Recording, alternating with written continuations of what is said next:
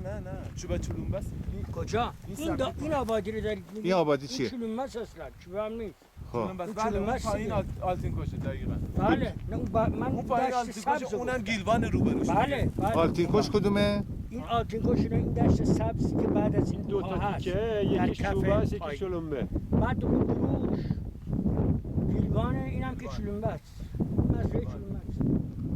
اینجا چلونبس. اون گیلوانه بعد اونجا نزدیکترین روستا به سماوره چلونبس. سماوره عجب جالب.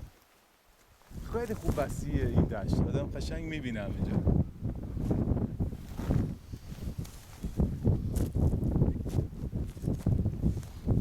بله اصلا خاکای قرمزی که از آلتین کش آدم میاد چیچگان هم میگی بعد از نزدیک چی رو؟ گلای چیچگ الان یه دقیقه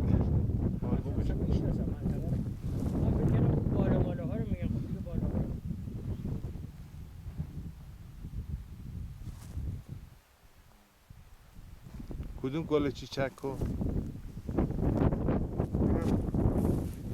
بگیر نزدیک. این چقدر خوشگلن اینا.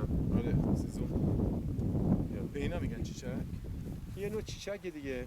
چیچک کسی چیچک نمیگه یعنی گل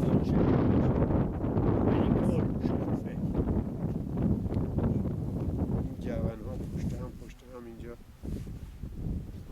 داریم. این جوان هست فشرده تره. بله جوان ها متفاوتن. اینا یه گلای بنفش